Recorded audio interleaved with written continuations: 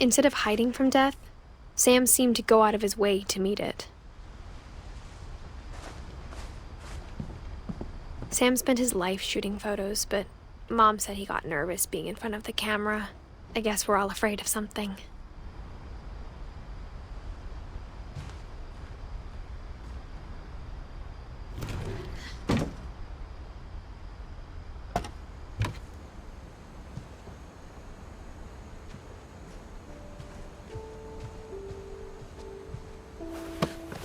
After Sam died, my mom and Edie got really close.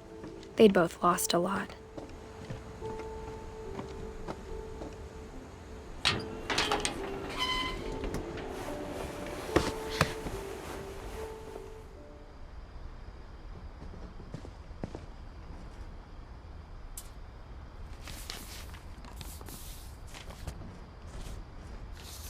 Dear Kay, do you remember the way Gregory used to laugh when he thought he was alone? Like something funny was happening, but only he could see it.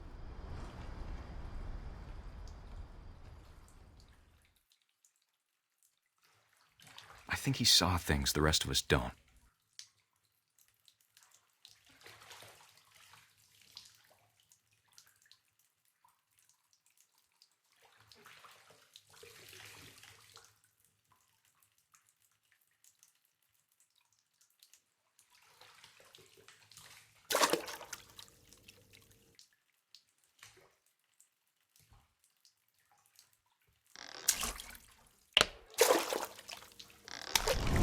Over, Gregory. It's time to...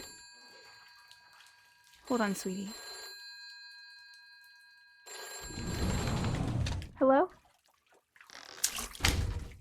Sam, I told you I don't want to talk right now. I wonder what he saw.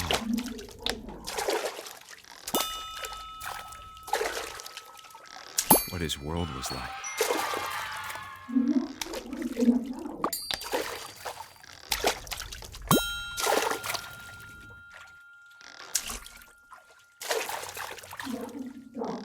He reminded me so much of Calvin. Lost in his imagination. Whatever it was he saw.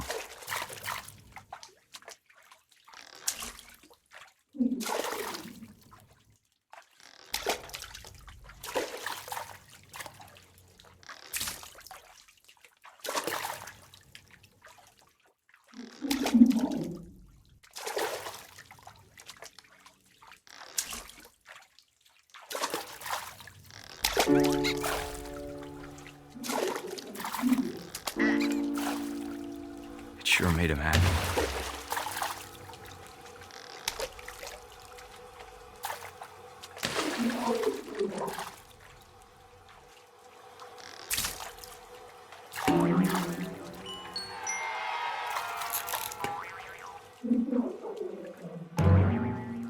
I know how silly it sounds.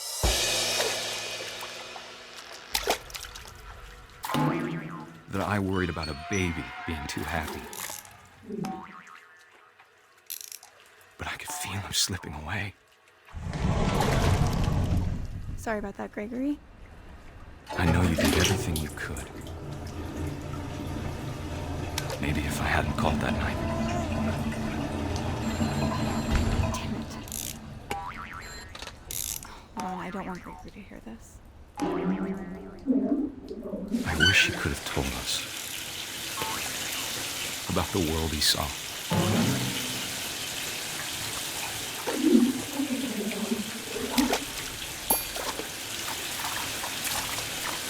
Hey, there's so much I don't understand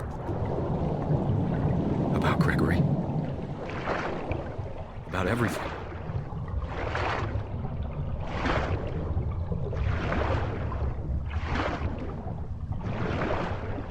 But I know what happened wasn't your fault.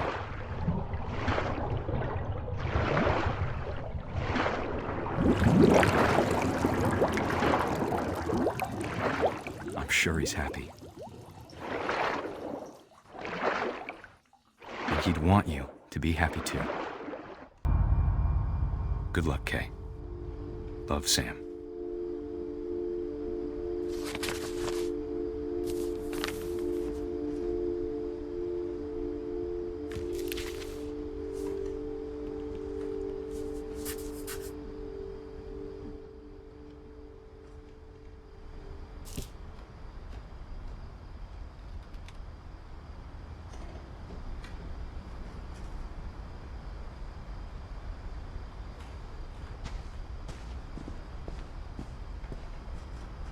can't imagine my mom ever writing poetry, and yet...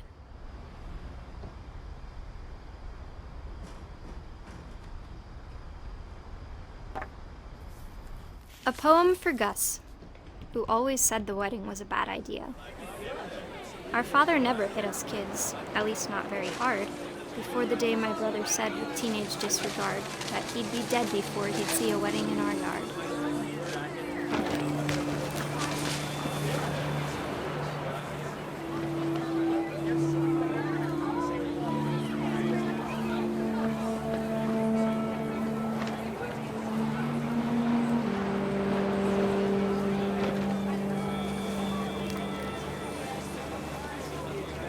My father made him come, of course, but Gus stood far apart, just flew his kite and bottled up the storm inside his heart.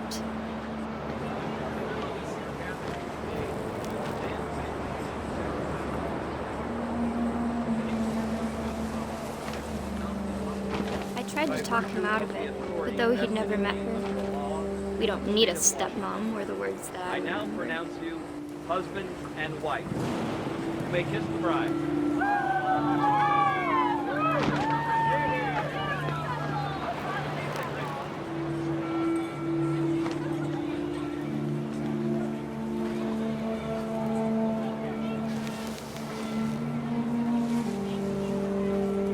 When the time for photos came, Dad ordered him to come here. But Gus declined, and as a sign held up his middle finger.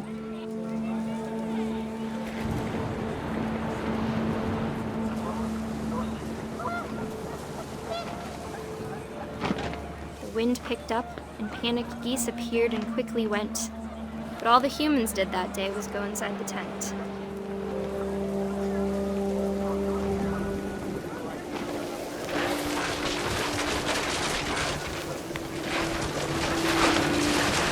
The rain came down in buckets then, but no one seemed afraid that nature might destroy the tent our dad had crudely made.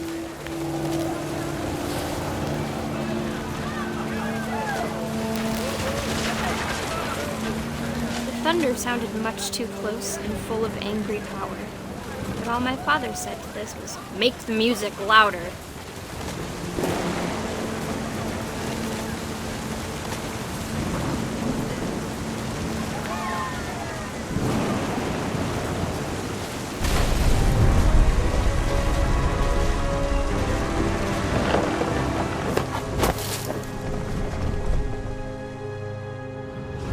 I wish that I could truly say I thought about you on that day.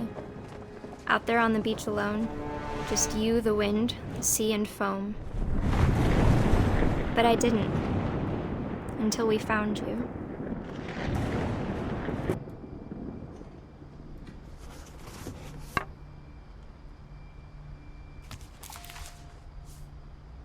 She never talked about him, but Mom told me once if I was a boy, they were going to name me Gus.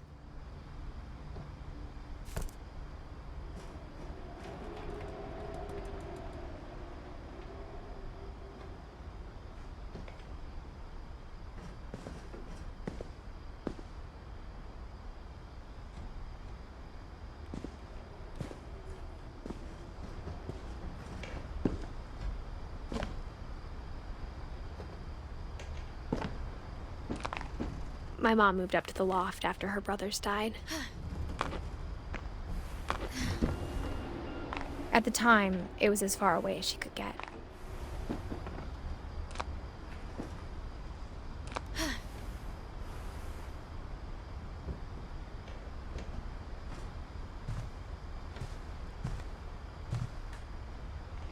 She spent a summer building houses in Calcutta, where she met my dad, Sanjay.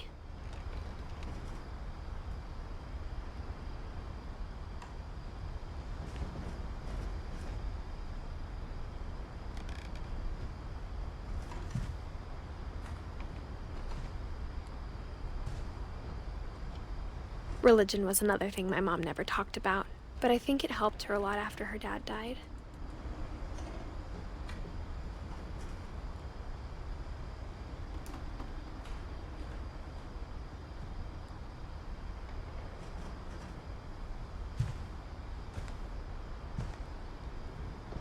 My mom moved to India a week after graduation and got a job teaching English.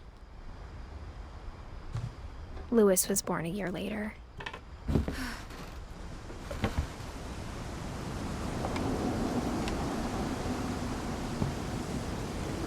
When my dad died, I don't think Mom knew where else to go. I'm sure Edie was happy to have her back.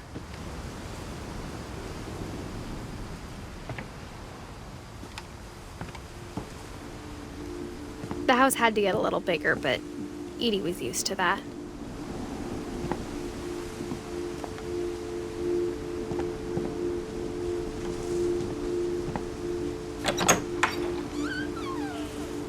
And for a while, things were good. Almost normal.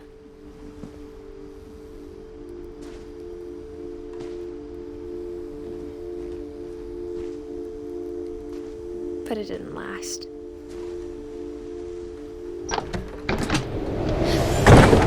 The beginning of the end was Milton's 10th birthday, when Edie gave him a castle.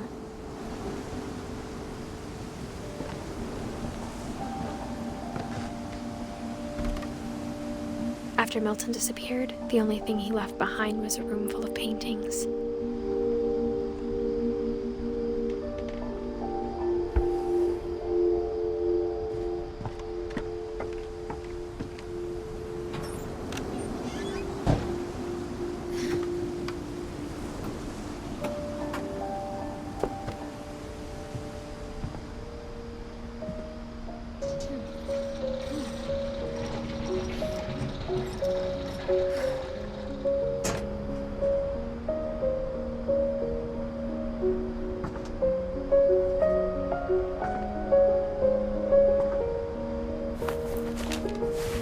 Milton Finch in The Magic Paintbrush.